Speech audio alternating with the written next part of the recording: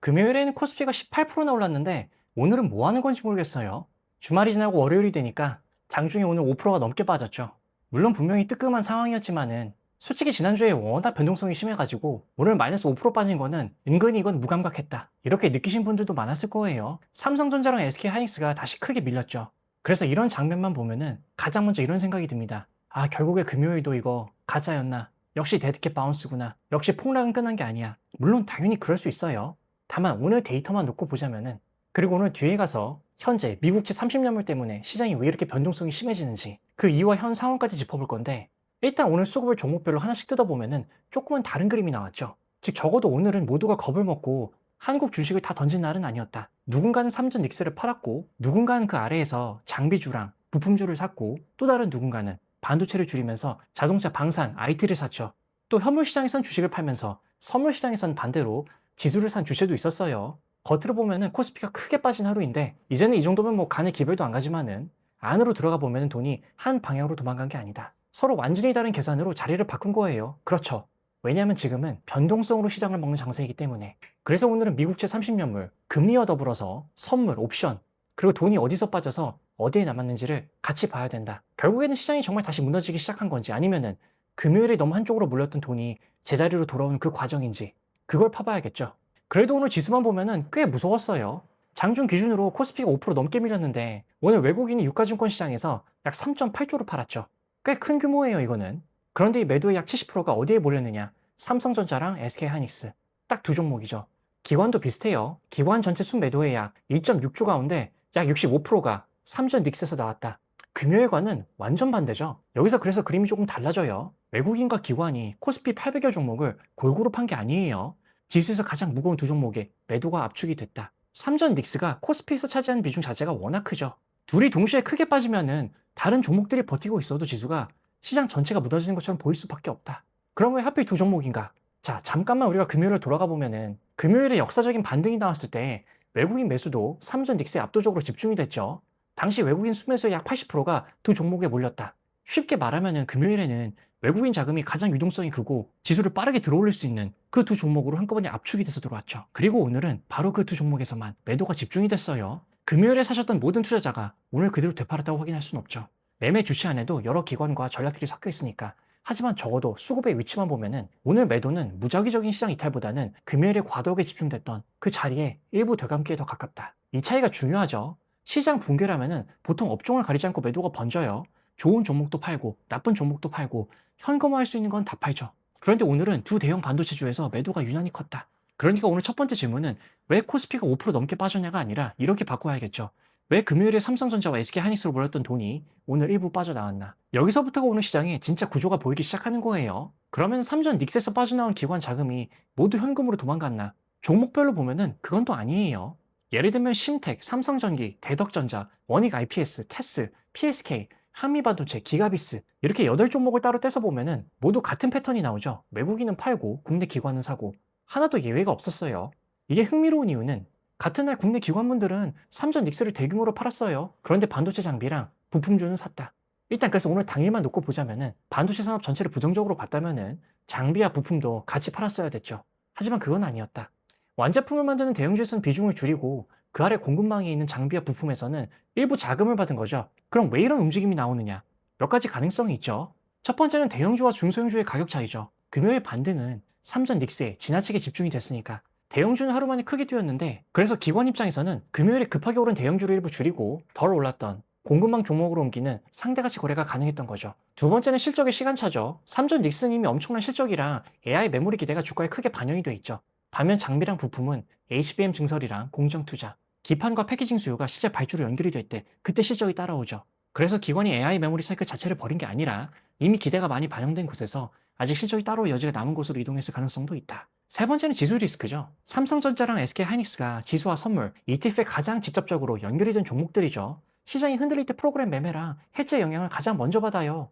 반면 개별 장비주는 지수 파생 상품의 그 영향을 상대적으로 덜 받는다. 그러니까 기관이 반도체 전망은 유지하면서도 지수 변동성이 덜 노출된 그런 종목들을 선택했을 수도 있는 거죠. 다만 그래도 조심해야 되는 거는 이 8종목의 패턴이 같았다고 해서 반도체 장비주 전체에 장기적인 기관 매집이 시작됐다고 단정할 수는 없다. 하루의 수급이니까요. 진짜 의미 있는 변화인지 보려면은 이 기관 매수가 적어도 며칠간은 이어져야 된다. 오늘만 사고 내일 바로 팔면은 단기 대응인 거죠. 조정 중에도 계속 받으면은 그때부터는 전략적인 이동으로도 볼 수 있다. 그래도 오늘 확인된 분명한 사실은 기관은 반도체를 통째로 버리진 않았다. 대형 완제품주에서는 자리를 줄였지만은 반도체 안에 다른 층에서는 자금을 받았죠. 산업을 떠난 매도가 아니라 산업 안에서 위치를 다시 고른 흔적에 가깝다. 그리고 외국인 같은 경우도 솔직히 물량이나 자금은 적어요. 그런데 금일에는 또 반도체를 팔아서 짤짤이하는 그런 느낌으로 현대차, 현대모비스, 네이버, LG이노텍, 한화에어로스페이스, KB금융 이쪽을 또 살짝 공략해줬죠. 즉 일단은 대형 반도체주들을 강하게 줄이는 동시에 다른 업종에서는 살짝 단기 투자들을 하고 있다. 즉 좋게 표현하자면은 이렇게 포지션을 줄여 나가는 와중에서도 업종 로테이션을 돌린다는 이야기예요. 그리고 이제 오늘 시장이 진짜 얼굴을 본다면은 약 2조 원 넘게 팔았어요. 그런데 코스피 200 지수 선물에서는 약 2만 6천 계약을 샀다. 현물은 팔고 선물은 샀다. 겉으로만 보면은 방향이 완전 반대죠. 이런 조합은 보통 차익거래나 해치 조정에서 자주 나타나죠. 예를 들어 현물 바스켓의 가격이 선물과 비교해서 상대적으로 비싸다고 판단이 되면은 현물을 팔고 선물을 살 수 있다. ETF 유동성 공급이나 프로그램 포지션을 맞추는 과정에서도 이런 거래가 나올 수 있죠. 그래서 증권사 쪽에서는 차익거래성 또는 해지 조정으로 볼 수 있는 현물 매도, 선물 매수 조합이 새롭게 나타났다. 변동성 장세에서 나타나는 아주 정석적인 움직임이죠. 좁쌀 하나 놓치지 않겠다는 뜻이에요. 위험 포지션도 내가 관리를 하면서 금요일 증권사의 거래를 보면은 현물도 팔고 선물도 팔았죠. 그러니까 오늘의 현물 매도, 선물 매수는 특정 하루를 되감았다기보다는 오늘의 가격 관계, 그리고 ETF 프로그램 수에 맞춰서 새로 만들어진 포지션이 가능성이 높다. 만약 현물에서 2조 원 넘게 팔았다는 숫자만 보면은 증권사가 시장을 강하게 비관했다고 느낄 수가 있어요. 그런데 동시에 선물을 2만 6천 개가 넘게 샀다. 지수 하락 자체 일방적으로 베팅했다고 보기는 어려운 거죠. 개별 현물 바스켓은 줄였지만은 선물로 시장 노출을 일부 유지했거나 가격 차이를 거래했을 수 있다. 즉 일부는 방향성 매도가 아니라 구조적인 거래일 수 있다는 거죠. 다만 금일 외국인 포지션은 현물에서도 약 만원 4조, 그리고 지수 선물, 주식 선물에서도 일단 세 가지 경로로 단기적으로는 하방 베팅을 보고 있다. 옵션 시장도 같이 보면은 외국인이 풋 옵션을 약 61계약 순매수했죠. 풋 옵션은 지수가 떨어질수록 가치가 올라가는 상품이니까 일반적으로는 하락 보험이나 약세 베팅으로 사용이 되죠. 반면에 금융투자는 콜옵션을 48계약 사고 풋옵션은 약 54계약 팔고, 그래서 외국인 같은 경우는 현재 현물, 선물, 주식 선물, 옵션 방향까지 방어적으로 변했고, 일단 8월 첫째 주는 아직까진 조심스럽게 단기적으로는 아래쪽을 베팅하면서 8월을 열었다. 다만 여기서 정말 중요한 거는 하루 숫자가 아니라 지속성이다. 금요일 같은 경우도 당시 폭등을 유발했던 숫자들이 계속 우상향을 하려면 계속 지속성이 필요했어요. 오늘 나온 숫자들도 계속 하방을 보려면 마찬가지로 그 지속성이 필요하다. 내일 외국인의 풋옵션 매수가 수백, 수천 계약으로 커지는지 선물 매도까지 더 붙는지 그때는 방어적 포지션이 실제로 더 강화됐다고 그렇게 볼 수 있는 거죠. 수급적으로는. 자, 그렇다면 도대체 왜 이분들의 포지션이 이렇게 단기적으로는 하방에 그리고 변동성에 이런 쪽에 베팅을 하고 있나? 어떻게 보면 여기서부터가 오늘 영상이 정말 큰 하이라이트죠. 아니 지금 도대체 시장이 뭘 보고 움직이는 거야? 삼전 닉스의 펀더멘탈도 빅테크들의 실적도 이게 지금 운전대를 잡고 있는 게 아니라면은 대체 누가 운전을 하고 있는 거야? 여러 요소들이 있겠죠. 그리고 그 와중에도 그 가운데에 있는 태풍의 핵은 최근 시장의 불안 요소인 미국 장기금리죠. 특히 30년물.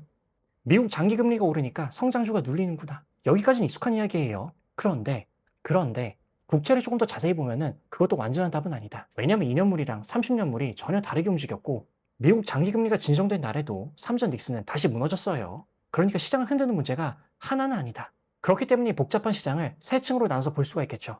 첫 번째는 미국이라는 나라와 연준을 믿을 수 있느냐는 거시적인 신뢰. 두 번째는 한국 반도체 기술 우위가 계속 유지될 수 있느냐. 그 산업 경쟁력에 대한 신뢰. 그리고 세 번째는 전망이 어떻든 간에 기계적으로 팔 수밖에 없는 물량이 얼마나 남았냐는 그 수급 구조. 이 세 가지를 나눠놓으면은 왜 좋은 실적에도 이렇게 시장이 빠지는지, 미국 금리가 안정이 된다 하더라도 지금 반도체가 왜 흔들릴 수 있는지, 그리고 지금 들어가도 되는지 판단하려면은 앞으로 뭘 봐야 하는지가 훨씬 더 명확해지죠. 그래서 가장 익숙한 이야기부터 보자면은 미국 국채는 큰 돈을 굴리는 분들 입장에서는 세상에서 가장 안전한 이자 상품이죠. 미국 정부에 돈을 빌려주고 정해진 이자를 받는 거예요. 그런데 이 안전한 상품이 5%가 넘는 이자를 준다고 생각해 본다. 굳이 위험을 감수하면서 주식을 들고 있을 이유가 훨씬 줄어들죠. 특히 삼성전자, SK하이닉스, 엔비디아, 마이크로소프트처럼 미래 가치가 많이 반영된 주식은 장기 금리에 훨씬 더 민감하죠.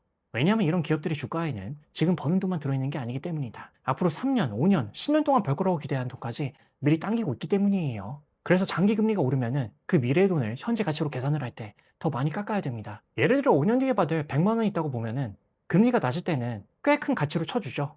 그런데 금리가 확 올라간다. 굳이 5년 기다려서 100만 원 받을 필요가 있나? 지금 안전한 이자만 받아도 꽤 되는데 이렇게 계산이 바뀌죠. 그러니까 금리가 오를수록 먼 미래 기대를 많이 먹고 산 주식일수록 할인폭이 커진다. 그러면 여기서 질문이 하나 생기죠. 아니, 좋은 실적조차 이 금리는 이기지 못하는 거야? 이런 경우에는 조금 더 다방면으로 볼 필요가 있죠. 첫 번째는 실적은 회사 하나 이야기인데 금리는 시장 전체 이야기다. 하이닉스 실적이 좋으면은 하이닉스의 좋은 뉴스죠. 그런데 미국 장기금리가 뛰면은 반도체, 바이오, 인터넷, 2차 전지 모두 시장 전체의 가치평가가 한꺼번에 달라진다. 영향을 주는 범위가 달라지는 거죠. 둘째는 실적은 이미 끝난 분기의 숫자고 금리는 지금도 계속 움직이는 변수죠. 시장은 과거보다 미래에 더 민감하잖아요. 이미 발표된 실적보다 내일부터의 자금 조달 비용이 어떻게 변할지가 더 중요하다. 세 번째, 금리가 빠르게 뛰면 투자자들이 생각할 시간을 주지를 않죠. 레버리지를 이빠이 썼다. 우리 레오폴드 동생처럼 이럴 땐 투자자나 펀드가 회사가 좋은가를 고민하기보다는 담보를 채우거나 포지션을 줄여야 되죠. 좋은 기업도 강제로 팔리게 되는 거예요. 네 번째로 장기금리가 매일 크게 움직이면은 가치평가의 기준 자체가 계속 바뀝니다. 어제 계산한 적정 주가랑 오늘 계산한 적정 주가가 완전히 달라지는 거예요. 계산기가 매일 다른 답을 내놓으면 사람들은 일단 손을 줄이고 보게 된다. 여기까지는 익숙한 이야기죠. 그런데 이번 시장에서 정말 중요한 거는 미국 국채금리가 모두 같은 방향으로 움직인 게 아니다. 일단 국채 같은 경우는 기간에 따라서 의미가 완전히 달라져요. 2년물은 가까운 미래를 보죠. 연준이 다음 회의에서 금리를 올릴지 내릴지 앞으로 1, 2년의 통화 정책에 가장 민감하다. 10년물은 미국 경제의 중장기 성장이랑 물가를 보죠. 주택담보대출이나 기업의 자금 조달 비용이랑도 굉장히 밀접합니다. 30년물은 훨씬 멀리 보죠. 30년 동안 미국에 돈을 빌려주는 그 계약이니까 단순히 다음 FOMC가 아니라 미국이 장기적으로 물가와 재정을 관리할 수 있는지를 묻는 그러한 중요한 숫자다. 그런데 7월 29일 이후에 시장에서 이상한 일이 벌어졌어요. 2년물 금리는 오히려 내려갔다. 시장이 9월에 연준이 추가로 금리를 올릴 확률을 전부 다 낮게 보기 시작했거든요. 보통 이러면은 장기 금리도 같이 내려가야 자연스럽죠. 연준이 덜 긴축적으로 움직인다면은 자금 조달 부담이 줄어들잖아요. 그런데 10년물과 30년물은 반대로 뛰었다. 특히 30년물이 5.2%를 넘어서면서 2007년 이후에 가장 높은 수준까지 올라갔어요. 아니 왜? 연준이 당장 금리를 올릴 가능성이 낮아졌는데 왜 30년 동안 돈을 빌려주는 금리는 더 비싸졌을까? 왜냐하면 답은 시장이 걱정한 시간대가 달랐기 때문이다. 2년물은 이렇게 말한 거예요. 연준이 당장 9월에 금리를 크게 올리진 않을 수도 있겠네. 반면 30년물은 그런데 물가를 제대로 잡지 못하면은 높은 물가가 더 오래가는 거 아니야? 미국 정부가 계속 빚을 늘리는데 30년 뒤에도 그 가치를 제대로 보존할 수 있는 건가? 즉 당장의 금리 인상 가능성은 낮아졌는데 장기적인 물가랑 재정에 대한 불안은 더 커졌다. 쉽게 생각하면은 의사가 강한 약을 당장 더 쓰지는 않을 거야 이렇게 얘기했는데 처음엔 좋은 소식 같죠. 그런데 이유가 병이 거의 나아서가 아니라 조금 더 지켜봐야 될 것 같습니다.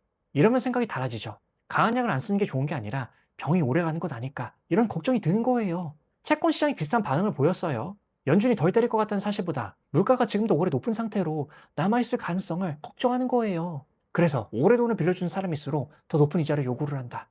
전문 용어로는 장기물의 기간 프리미엄이 올라가고 있다. 어렵게 볼 필요는 없죠. 오랫동안 돈을 빌려주는데 필요한 불안에 웃돈이 커진 것뿐이다. 그리고 이 지점부터 첫 번째 신뢰 문제가 보이기 시작한 거죠. 자, 우리가 이 30년짜리 미국 국채를 산다. 30년 동안 미국 정부에 돈을 빌려주는 거죠. 그럼 제일 먼저 뭘 걱정할까? 미국이 내일 망할까? 너무 극단적이죠, 이거는. 조금 더 현실적으로 보면은 첫째, 미국이 앞으로도 물가를 제대로 관리할 수 있을까? 두 번째는 미국 정부가 계속 늘어나는 빚을 화폐 가치의 훼손 없이 감당할 수 있느냐? 미국 물가는 21년 이후에 오랫동안 목표치인 2%를 웃돌고 있죠. 금리를 빠르게 올렸는데도 생각보다 오래 버티고 있어요. 물가가 조금 둔화되나 싶으면은 유가나 지정학적인 충돌이 다시 부담을 만들고 있죠. 그놈의 이란 전쟁. 그리고 경기가 약해지나 싶으면은 고용이나 소비가 예상보다 강하게 나와요. 시장이 계속 이제 잡히겠지 이렇게 기대를 했는데 다시 계속 뒤집히는 그런 경험을 너무 많이 해온다. 여기에 재정 문제가 겹치죠. 미국 정부가 계속 대규모 재정 적자를 이어가고 있고 그 적자를 메우려면은 국채를 계속 발행해야 돼요. 국채 공급이 많아지면은 투자자에게 더 많은 이자를 줘야지 물량을 소화할 수가 있죠. 그리고 정치적인 압박도 있죠. 정부 입장에서는 경기와 선거를 생각하면은 금리를 낮추고 싶죠. 반면 연준은 물가를 잡으려면은 긴축을 유지해야 될 수도 있어요. 이 둘이 충돌을 하면은 시장은 한 가지를 의심하죠. 연준이 끝까지 물가를 우선할 수 있을까? 워시 의장은 취임할 때부터 이 의심을 안고 출발했습니다. 백악관은 더 낮은 금리를 원했고 시장은 새 의장이 정치적인 요구랑 물가 안정 사이에서 어떤 선택을 할지 지켜보고 있죠. 7월 FOMC에서 연준은 금리를 동결했어요. 동결 자체는 예상된 일이었는데 그런데 내부에서 3명이 0.25포인트 인상을 주장하면서 반대표를 던졌죠. 새 의장 취임 초기부터 이 정도의 반대가 나온 거는 꽤 이례적이죠. 워시 의장은 기자회견에서 워시가 2% 목표를 포기하거나 느슨하게 만들겠다고 한 건 아니죠. 오히려 느슨한 물가 목표는 없다. 이렇게 못 박았죠. 다만 판단 방식과 소통 방식은 달라질 수 있다. 이런 의사를 내비쳤는데 PC 하나만 기계적으로 보기보다는 더 넓은 데이터를 보겠다고 했고 시장이 연준의 다음 행동을 미리 확신하게 만들어주는 그런 기존의 친절한 안내는 앞으로 줄이겠다. 즉 시장은 심판만 쳐다보지 말고 공을 보고 플레이하는 법을 배워야 된다. 워시가 이렇게 이야기했죠. 즉 연준이 다음에 뭘 할지 매번 미리 알려주길 기다리지 좀 마. 너희가 데이터를 보고 혼자 공부해. 솔직히 이 말 자체가 틀렸다고 할 수는 없어요. 원래 중앙은행의 원래 역할에 가깝다고 볼 수도 있다. 그런데 채권 시장은 불확실성을 싫어하죠. 예전에는 연준의 말만 따라가도 다 움직임을 어느 정도 예상할 수 있었는데 이제는 직접 판단해야 돼요. 그때부터 시장이 워시의 의도를 시험하기 시작했죠. 정말 물가를 끝까지 잡으려는 사람인지, 정치적 압박에도 버틸 수 있는지, 아니면 말은 강한데 실제 행동은 느슨한지, 워시의 진짜 의도가 무엇인지는 시간이 지나야 알 수가 있어요. 그런데 금융시장을 기다렸다가 사실이 확정된 뒤에 움직이지 않는다. 모르는 만큼 먼저 가격에 넣죠. 채권 시장에서도 모르겠다는 비용이에요. 확신이 부족하면 더 높은 이자를 요구해야죠. 이게 장기 금리에 붙은 신뢰에 대한 프리미엄이죠. 그래서 지난주를 하루씩 다시 보면은 왜 시장이 그렇게 크게 흔들렸는지 조금 더 선명해지죠. 지난주에 엔비디아를 둘러싼 순환 금융 우려가 크게 불거졌죠. AI 기업이 돈을 대주고 그 돈으로 다시 엔비디아 칩을 사게 하는 구조가 너무 커지고 있다는 의심. AI 수요가 진짜 최종 수요인지 아니면 생태계 안에서 돈과 계약이 계속 돌면서 부풀려지고 있는지에 대한 걱정. 그러다가 또 중국 메모리 회사인 CXMT가 상장 첫날 폭등했죠. 중국 반도체 산업에 대한 기대가 한꺼번에 가격에 반영되면서 한국 메모리의 장기 우위가 흔들릴 수 있다는 그 공포도 커졌어요. 두 걱정은 좀 다르긴 하죠. 하나는 AI 자금 조달 구조에 대한 불신, 또 다른 하나는 한국 반도체 그 경쟁력에 대한 불신. 하지만 시장에서는 둘 다 삼성전자랑 SK하이닉스 매도로 나타났죠. 그리고 삼전 닉스, 둘 다 실적은 역대급이었는데 시장은 계속 안 좋았어요. 즉 실적이 나빠서 빠진 게 아니었다는 게 이때 분명해졌죠. 이 시기에 연준은 금리를 동결했고 3명의 위원이 인상을 주장했어요. 워시의 커뮤니케이션과 연준 내부의 이견이 동시에 드러났죠. 즉 시장은 다음 회의의 금리보다 연준의 기준과 그 방향을 얼마나 믿을 수 있는가 이걸 계산하기 시작한 거예요. 중동 충돌은 또 계속되고 물론 오늘은 이제 다시 안 한다고 했지만 트럼프 대통령이 유가도 큰 변동성을 보였죠. 언제든지 에너지 가격이 다시 물가를 자극할 수 있다. 그 불안감이 남아있는 거예요. 그리고 금요일에는 코스피가 역대급 폭등, 뉴욕 증시도 몇몇 기업들이 반등하면서 미국과 일본이 엔화 방어를 위해 움직일 가능성도 커졌죠. 베센트 재무장관의 메모가 공개되면서 시장이 미국의 엔화 약세와 미 국채 매도 가능성이 대응할 수 있다는 신호를 받았고 이후 실제 미일 공조 개입까지 확인됐죠. 일본이 엔화를 방어하려고 보유 중인 미 국채를 대량으로 판다. 미 국채 가격이 떨어지고 장기 금리는 더 오를 수가 있어요. 그렇다면 미국 입장에서는 그걸 막아야 되죠. 그래서 미국이 갖고 있던 기존 안전장치들이 다시 주목을 받고 있다. 대표적인 게 피마 레포죠. 이건 미국 재무부가 이번에 새로 만든 제도가 아니에요. 연준이 코로나 시기에 만들고 이후 상설화한 백스톱이다. 일본 같은 해외 중앙은행이 보유한 이 미국 국채를 시장에 팔지 않고 뉴욕 연은의 담보로 맡긴 뒤에 일정 기간 달러를 빌릴 수 있게 해주는 거죠. 쉽게 말하면은 국채를 급하게 팔지 마세요. 그걸 담보로 달러를 빌려드릴게요. 즉 국채 대량 매도를 막고 장기금리 급등을 완화하는 안전판이죠. 다만 이 카드도 무한하진 않아요. 사용 조건과 비용이 있고 규모를 크게 확대하려면 연준의 결정이 필요하죠. 그러니까 미국이 방어선을 갖고 있다는 건 긍정적인데 아무리 많은 국채 매도가 나와도 전부 막을 수 있다는 뜻은 아니다. 여기까지만 보면은 지난주 그리고 이번 주 지금 뉴스가 매일매일 주가랑 마찬가지로 변동성이 너무 많아요. 다만 한 발 물러서 보면은 공통점이 있다. 계속 같은 질문을 하고 있죠 시장이. 앞으로도 지금의 질서를 믿을 수 있는가? 미국의 통화정책과 재정을 믿을 수 있는가? AI 자금 조달 구조를 믿을 수 있는가? 한국 반도체의 기술 우위를 믿을 수 있는가? 자, 반도체 기술 우위에 대한 부분은 근본 일요일에 업로드가 된 영원히 있으며 애플, 아마존, MS, 메타, 삼성, 하이닉스 전부 뜯어봤다. 지금이 마지막 세일이다. 이 영상을 꼭 확인해주세요. 그리고 이 질문들이 한꺼번에 가격에 반영이 되면서 실적 하나로는 시장을 설명할 수 없는 상황이 되어버렸다 지금. 결국 이번 시장을 계속 보면서 처음에는 미국 장기금리 문제가 제일 크구나 이렇게 생각했는데 그런데 주말 사이에 중동 긴장이 완화되고 유가가 내려가고 30년물 금리도 조금 진정됐는데 한국 증시는 다시 크게 흔들렸어요. 삼전 닉스 오늘 나란히 급락했고 외국인은 금요일 매수를 되감아서 팔았죠 지금. 즉 여기서 미국 국채만 봐서는 설명이 안 되는 부분들도 있다. 그러니까 신뢰를 하나로 묶으면 안 됐던 거예요. 이번 시장엔 최소한 3개의 층이 따로 움직이고 있다. 1층이 거시 신뢰, 미국의 물가와 재정, 연준의 독립성과 커뮤니케이션, 중동과 유가, 미 국채 수요. 이게 1층이죠. 여기가 흔들리면은 미국 성장주와 한국 증시 전체가 같이 압박을 받아요. 삼성전자나 하이닉스만의 문제가 아니죠. 금리로 가치평가를 받는 모든 위험 자산이 영향을 받는다. 2층은 기술 경쟁력에 대한 신뢰죠. CXMT와 중국 반도체의 추격, 중국의 자체 장비 개발, 한국 메모리 기업의 기술 격차가 얼마나 오래 유지될 수 있는가. 이건 완전히 다른 문제예요. 미국 장기금리가 안정돼도 중국이 범용 D램과 낸드에서 빠르게 따라온다는 공포가 커지면은 삼전 닉스는 따로 흔들릴 수 있는 거죠. 다만 여기선 균형이 필요해요. 자세한 내용은 멤버십 영상에서. 그리고 앞으로 진짜 확인해야 되는 거는 중국 회사의 실제 양산 수율, 고객 확보, 가격, 점유율이겠죠. 3층은 수급 메커니즘이죠.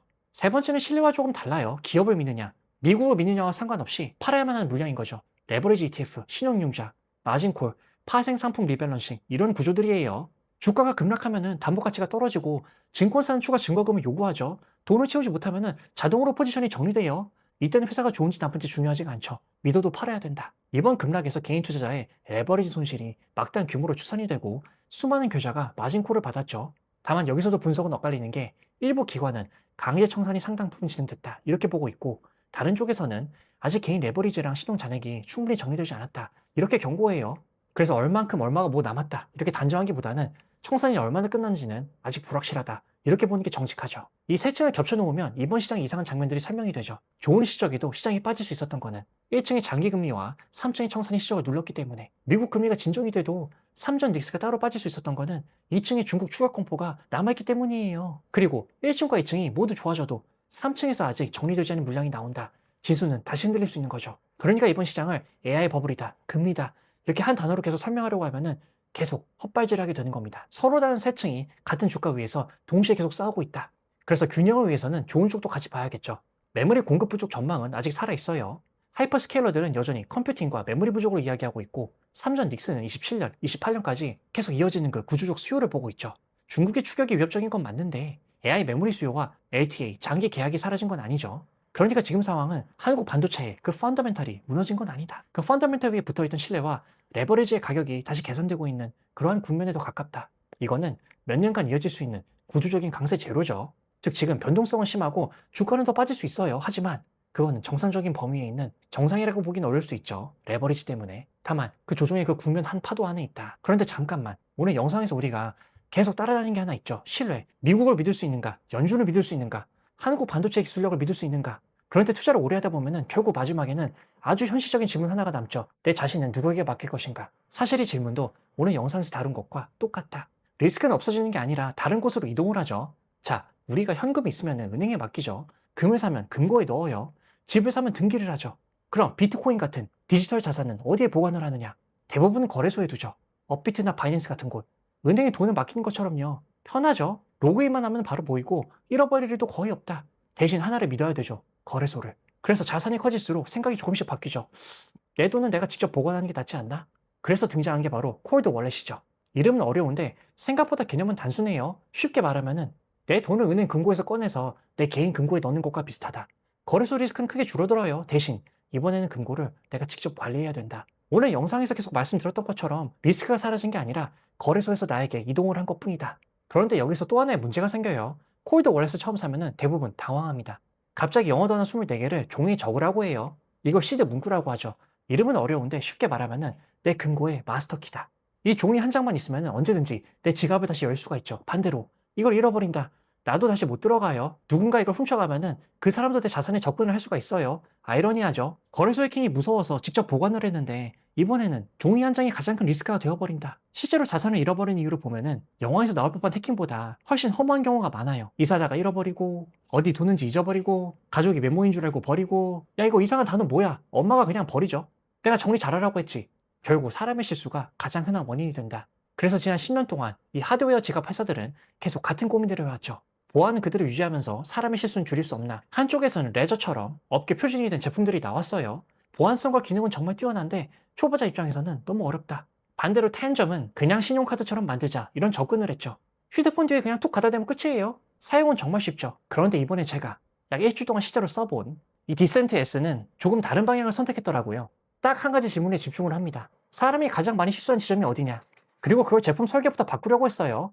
가장 인상 깊었던 거는 복구 방식이었는데, 보통은 아까 말씀드린 24개의 영어 단어를 평생 잘 보관해야 됩니다. 그런데 이 디센트 S는 그 역할을 리커버리 카드, 쉽게 말해서 예비 열쇠 카드로 바꿔버렸죠. 칩 열쇠를 하나 더 복사해서 가족에게 맡겨두는 거예요. 메인 카드를 잃어버려도 이 메인 카드를 예비 카드만 안전하게 보관하고 있으면 다시 내 지갑을 복구할 수 있는 구조죠. 저도 일부러 테스트를 해봤어요. 메인 카드를 못 찾는 상황을 가정하고 예비 카드를 휴대폰 뒤에 갖다 댔습니다. 몇 분도 안 돼서 기존 지갑이 그대로 복구가 된다. 그 순간 제가 놀란 거는 복구 속도가 아니라 이 회사는 사용자가 실수하는 지점을 설계로 줄이려고 했구나. 그 방향성이었어요. 또 하나 좋았던 거는 실제로 자산을 보냈대. 코인은 대부분 해킹보다 내가 잘못 눌러서 있는 경우가 많다. 피싱 사이트인 줄 모르고 악성 컨택트인 줄 모르고 무심코 서명 버튼을 누르는 거죠.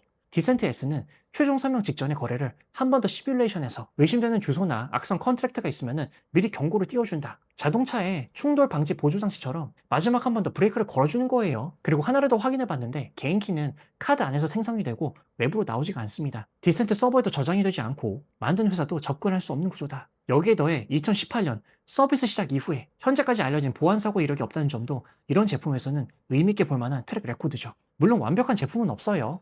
예비카드 역시 안전한 장소에 보관하는 것은 결국 사용자의 책임이다. 하지만 적어도 사람이 가장 자주 실수하는 부분을 제품 설계로 줄이려 했다는 점은 직접 써보면서 꽤 인상이 깊었습니다. 자, 오늘 이 부분은 디센트로부터 제품이 제공받은 다음에 제작된 컨텐츠예요. 댓글 링크를 통해서 구매를 하시면 지금 25% 할인된 가격으로 8월 17일까지 그때까지만 구매를 할 수가 있다. 자, 그래서 다시 국채 얘기로 돌아올게요. 아까 끝내지 못한 질문이 있었죠. 그래서 지금 들어가도 되냐 안 되냐.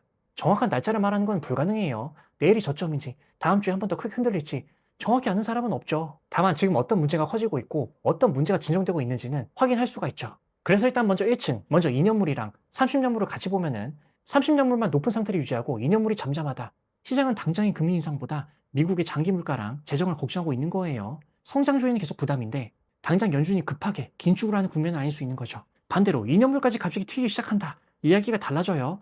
장기적인 불안이 당장 금리 인상 위험으로 내려온 거죠. 이거는 훨씬 직접적인 위험 신호입니다. 그리고 30년물이 꺾이기 시작하는지 그것도 봐야겠죠. 30년물이 5.3%를 넘어서 계속 올라간다면 장기 신뢰가 더 나빠지는 그림이에요. 반대로 고점을 만들고 내려오기 시작한다. 성장주 가치평가의 압력이 조금씩 풀릴 가능성이 있다. 무브 지수도 같이 보면 좋죠. 주식시장에 빅스가 있으면 채권시장에는 무브가 있다. 이 지수가 내려온다는 건 단순히 30년물 숫자 하나가 아니라 채권시장 전체의 불안이 진정되고 있다는 뜻이다. 국채 입찰도 중요하죠. 응찰률이 안정적인지, 해외 중앙은행과 기관이 계속 미국 국채를 사는지, 말이 아니라 실제 돈이 어디로 들어간지를 보여준 지표니까. 유가도 계속 봐야 되는 게 중동 충돌이 다시 커지고 유가가 급등을 한다. 물가 불안이 다시 살아나고 30년물에도 단기적으로는 부담이 된다. 그리고 2층에서는 그쵸. 한국 반도체의 경쟁력 신뢰가 회복이 되느냐. 서두에서 말씀드린 내용과 영머니 쓴형, 멤버십 영상에서 확인하시면 돼요. 그리고 마지막 3층, 청산과 기계적인 매도가 끝이 나느냐. 신용 융자 잔액이 내려오는지, 반대 매매 금액이 줄어드는지, 레버리지 ETF에서 자금이 안정화되는지, 외국인과 기관이 금요일에 그랬다가 오늘 그랬던 것처럼 하루 샀다가 바로 그 다음날 다시 되파는지 이걸 봐야겠죠. 특히 강한 반등이 나온 뒤 매수 주체가 며칠간 유지가 되는지가 되게 중요하다. 월요일 오늘은 그게 안 됐어요. 즉 금요일에 18% 올랐다고 추세가 완전히 바뀌었다고 볼 수 없었던 거죠. 이날 들어왔던 외국인 매수가 삼성전자와 하이닉스를 넘어서 즉 앞으로 단순한 숏 커버링이나 강제 청산 반대편의 기술적 반등이 아니라 실제 자금 흐름이 바뀌었나 이걸 봐야겠죠. 그래서 30년물이 진정이 되고 중국 반도체 공포가 실제 실적 훼손으로 이어지지 않고 신용과 레버리지 잔액이 줄어든다면 세층이 동시에 좋아지는 거죠. 이때는 반등의 신뢰도가 완전히 높아지는 거다. 그렇기 때문에 단편적으로 오늘 주가가 올랐으니까 하방 끝 아니면은 오늘 빠졌는데 역시 아니야 데드캣 바운스 AI 사이클도 끝 이렇게 한쪽으로 단정 지으면 그거는 한쪽 사이드만 보고 있는 거다. 그래서 지금은 저점 하나를 정확히 맞추겠다 이런 생각을 내려놓는 게 좋아요. 왜냐면 이번 시장은 원인이 하나가 아니기 때문에 바닥도 한 번에 깔끔하게 만들어질 가능성이 낮은 거죠. 신뢰가 층별로 따로 회복될 수 있기 때문에. 그래서 지금처럼 정보가 서로 충돌을 할 때에는 한 번에 정답을 고르기보다는 내가 무엇을 확인했고 무엇은 아직 확인 못했는지 그리고 내 투자 성향이랑 내 깜냥에 따라서 어떻게 분할해서 들어갈지 이거를 결정하는 게 훨씬 더 중요하겠죠. 오늘 같은 날은 이렇게 긴 영상 끝까지 시청해주셔서 정말 고맙습니다. 도움이 되셨다면 구독, 좋아요, 하이프, 그리고 입소문